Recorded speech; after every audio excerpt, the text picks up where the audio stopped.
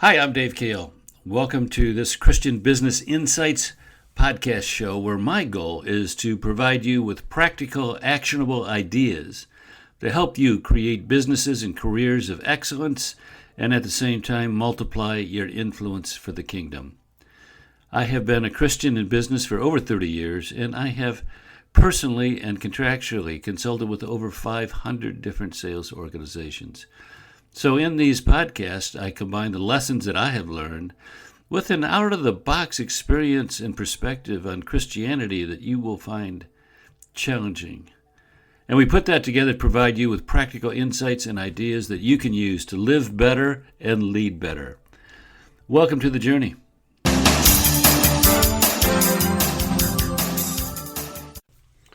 Hi, this is Dave. So are you still in the Christian closet? In the Christian closet? We all understand what it means to be in the closet. For the LGBTQ population, it means that you hide your real identity and pretend to be someone you are not, primarily, I suppose, for fear of condemnation. And when a gay person comes out of the closet, he or she goes public with their sexual preferences and no longer keeps them hidden. The closet, then, represents a lifestyle of pretense where one pretends to be someone he is not, to like things he really doesn't like, to embrace values he or she does not believe in. It's a lifestyle of deceit wrapped in guilt. Coming out of the closet, in other words, announcing publicly who he or she really is, that is often a risky step, as the individual doing so risks the disdain of those around him. The closet is a place to hide. I suppose that's the idea of that metaphor, in the closet. Unfortunately, most Christian business people are hiding in their own version of the closet, concealing who they really are.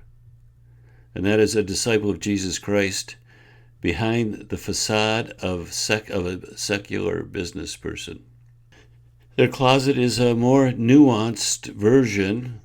They have no problem going to church and being active in the programs of their local institutional church.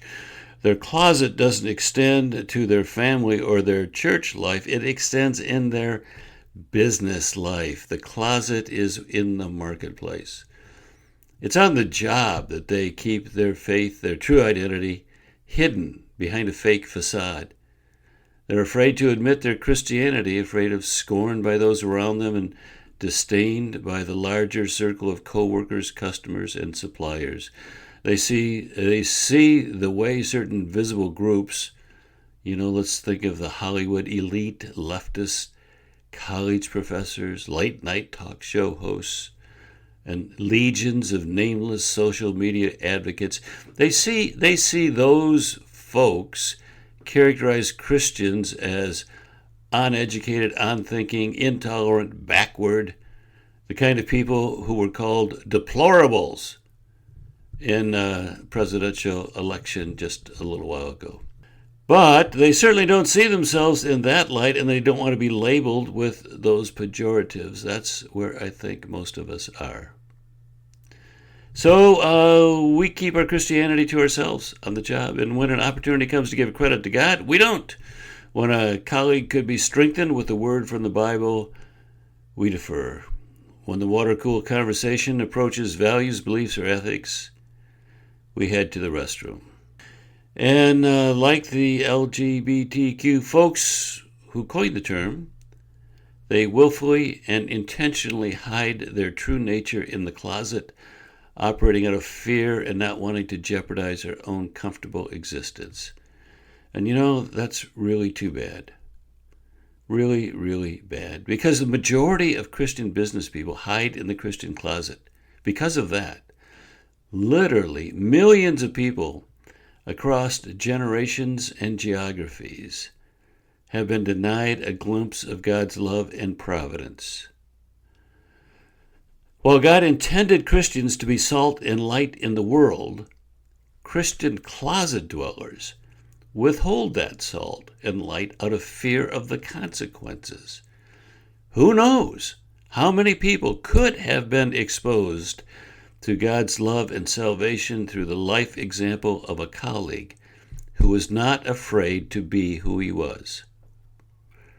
God condemns it, of course. Jesus said in Matthew 10:32 and 33, listen to this, "Whoever acknowledges me before others, I will also acknowledge before my Father in heaven. But whoever disowns me before others, I will disown before my Father in heaven." You know, over the last 20 years or so, we have seen a decrease in the percentage of the population who claim to be Christians. Today, Christians are a minority of the U.S. population. Certainly, Christian closet dwellers have some responsibility for that decrease. While closet dwelling has had an impact on our culture and society at large, it also has a very personal negative impact on individual lives. Christian closet dwellers are often subject to the hypocrite label. While they consider themselves pious and churchgoers, they're hesitant to allow their Christianity to bubble out of them on the job. People who see both sides of their lives often point out the conflict between churchiness on Sunday and secular behavior on Monday. While church involvement keeps them busy, they cannot escape the nagging thought that they aren't really living their Lord's intentions for them. They may grasp certain oft-repeated platitudes to assuage their conscience. Quote, "Church and business don't mix." That's something they say to themselves. "God's house is holy." It's another thing. If God's house is holy, everything else, including your job, must be non-holy. Or God's work is special. And, of course, that refers to the programs of the institutional church. Business, since it doesn't fit that category, must be, therefore, ordinary. And while these sayings and thoughts are commonly bantered around, it might plaster over the itch, but it doesn't make the guilt go away. Closet dwelling has a negative impact on the lives of the dwellers and a horrendous impact on the society at large. So what would happen? What would happen if most Christian closet dwellers came out? Well, we could change the trajectory of the country, change the national dialogue, and expand the kingdom, as a starting point. There is a model. Look at what the gay community has done. In 15 years, they've changed the laws, changed the national attitude towards them.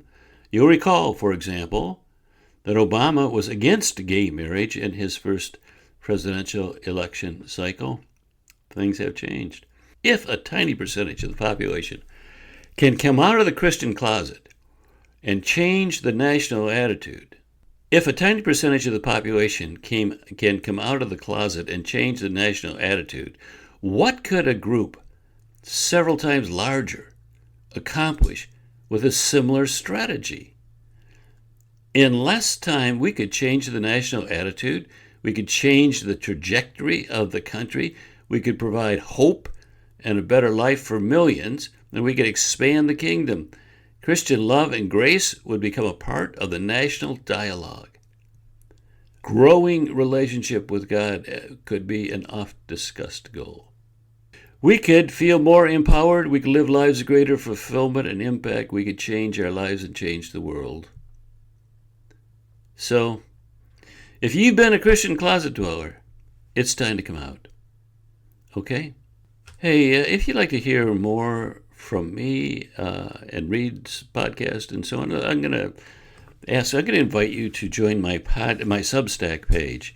So that's a page. Eventually, we will have all of my content. That's all of my podcasts, all of my blog posts, all my articles, all of my videos. Everything will eventually live on that page. We're posting to that 4 times a week now, and it's free. It's all free. So I'll put a link in the show notes. You're invited to join me there.